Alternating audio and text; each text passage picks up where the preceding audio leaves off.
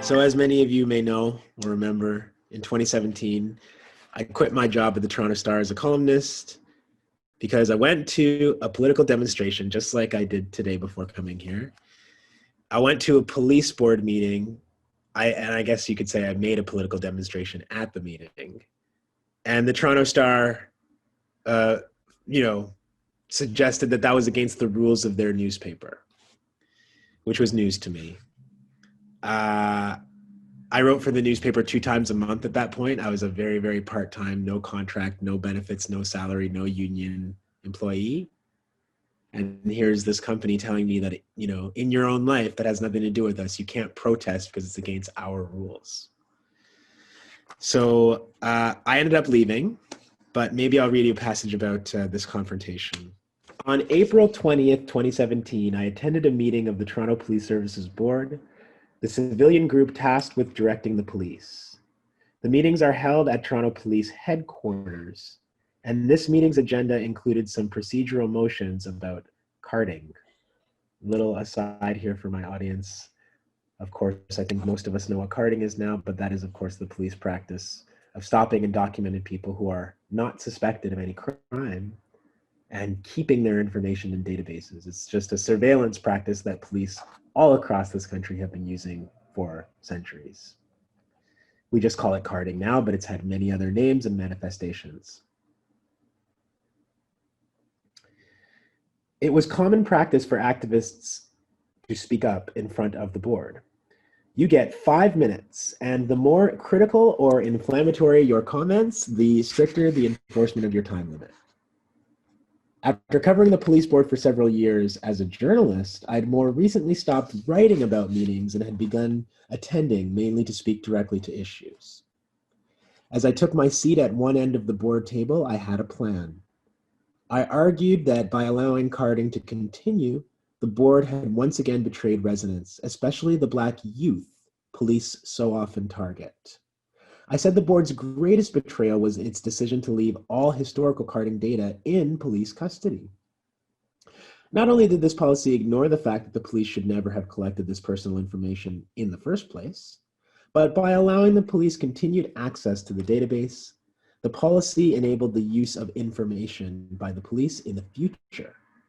I told the board members and Chief Saunders, quote, "I plan to stand here in protest until you commit today, here and now, to restricting the police from having our information." As people may remember, there was a teepee that was put up by Anishinaabe demonstrators on Parliament Hill during Canada 150. And so I'm talking about what has happened right after demonstrators have set up right on the square around Parliament. Activists inside the teepee documented the incessant police presence around them. And indeed, the RCMP engaged in heavy surveillance and documentation of the land and water defenders under the guise that their ceremony near Parliament Hill, quote, "may not remain peaceful," end of quote. Freddie Stony Point, a student originally from Sagamok Anishinaabeg First Nation in northwestern Ontario, was one of the 9 demonstrators arrested at the Hill. I explained before this that the demonstrators who brought the teepee to Parliament Hill, many of them were arrested. Stony Point knew the RCMP was watching him after the unsettling action, even though he was told that all the trespassing notices issued against him and the 8 other protesters had been dropped. "Just about a month ago," he said, "I was at a vigil for missing and murdered Indigenous women on Parliament Hill, and I was immediately recognized, and they told me the notices were still in effect for 4 more months. So I was asked to leave, or I would be charged with trespassing." If you want to use your privilege, you have to give it up, right? And so to the person asking the question, privilege is the problem. There's no good way to use a disproportionate amount of power over other people. What you have to do is get rid of it. And in this case, in anti-racism struggles for me, what I often think that means is giving up respectability. So there's like 1,000 things that comfortable white people who say they would like to help will never do in this country because it's too outside the bounds of respectability. And yet those are the things that we need people to do. When you see Black people screaming and marching in the streets, making signs, dancing, singing, chanting, acting the fool, and you think to yourself, well, I could never do that. But why though? But why?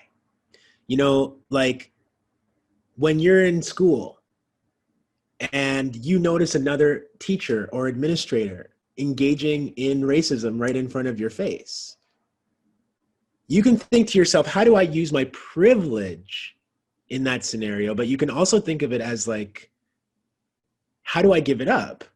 Because to use my privilege would be to like kind of see that happening, you know, maybe let it go, maybe think about, you know, something I could do down the road to make it up. But like, what about just intervening in that situation and coming down to the level of the person who's facing the discrimination?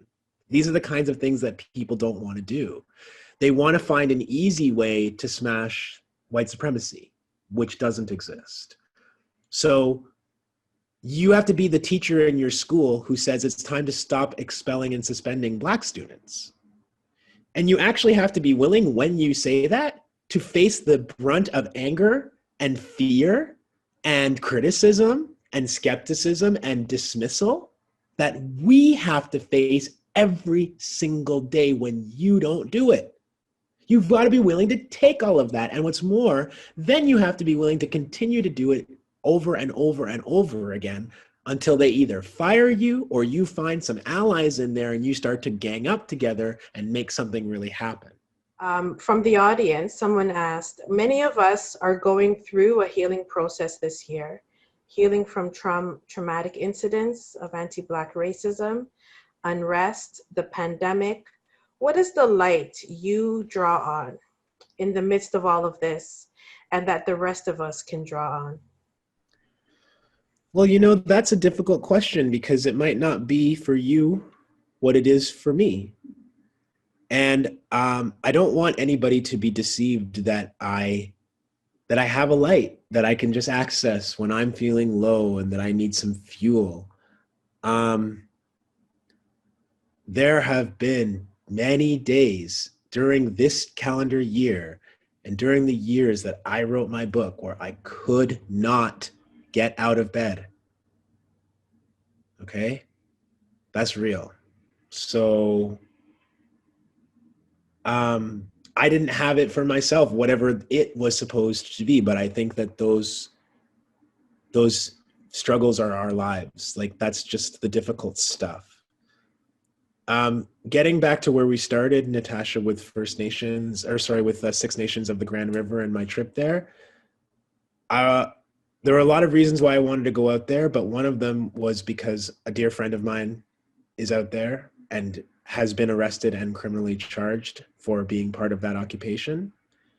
And all I can say in response to this question is, when we find people that we can share true friendship and connection with, like, those are the moments where I feel like we're flying, you know, as close to the divine as maybe we can get.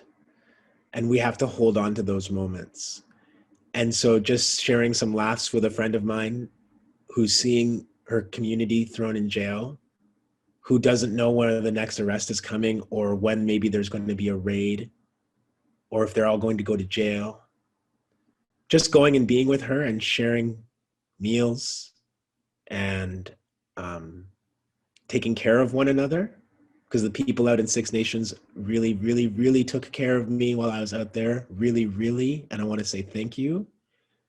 I feel like that's that thing. That's that light, if there is one, that we're looking for. And it's hard. It's hard to find it because it's not sitting on the shelf. And then you have relationships with people, right? And they're complicated. And sometimes things don't always go well and you disagree or you have difficulties or you harm people who you really care about in your life. Yet those like moments, not moments even, but the knowledge that we have connection, real connection with other people, that's godliness for me. That's community, that's spirit, that's love. that's why we're here. And so I think that the best thing that we can do is try to strengthen our relationships, I guess, in answer to that question. We've got to try and even have one or two people in our lives who we can really connect with, really be open and honest and vulnerable with and share with. And it makes life a little lighter.